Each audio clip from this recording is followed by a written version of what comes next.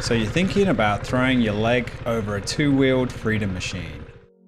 Nice, but let me guess, you have absolutely no idea where to start.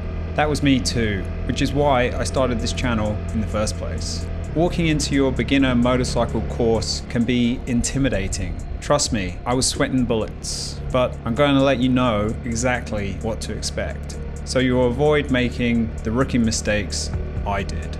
If you don't want to look like a total newbie, you're in the right place. And stick around to the end for my #1 tip. Even if you live somewhere where you don't need a license to ride a motorcycle and don't need to take any courses, it's still worth acting as if you do. You'll be a much better rider for it. Most people enjoy doing the learner course and the pre-learner course, and if they don't, it's the first sign that riding a motorcycle might not be for them.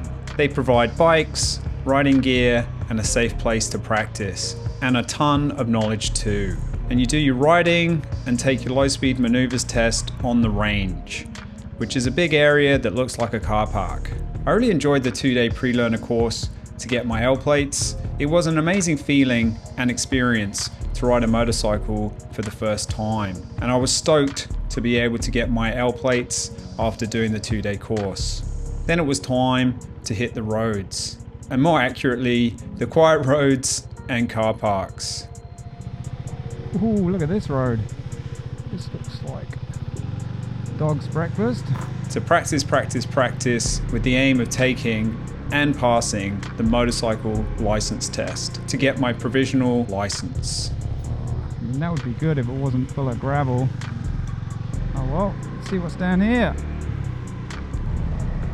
Okay, so we're calling the airport a bust. The motorcycle license test. That's the 1-day learner course with a couple of tests you have to pass to get your provisional license, aka your P plates. The 2 tests you have to pass are the assessed road ride and the slow speed maneuvers test, which over here in Australia is known as the MOST. In America it's the MSF course, and in the UK it's called the CBT. My #1 tip is try to have an idea of what the controls are and where they are on a motorcycle, and also the startup procedure. The process you have to do every time to start up a motorcycle, in other words, get the engine running. And if you do this before the course, it'll make a big difference. Well, it would have done for me anyway. They move pretty quick, so knowing that should help.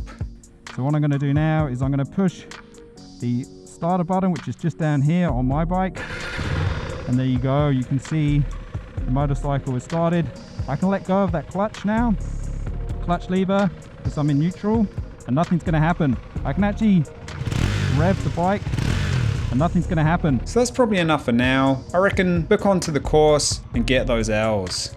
But once you have that permit, the real learning begins.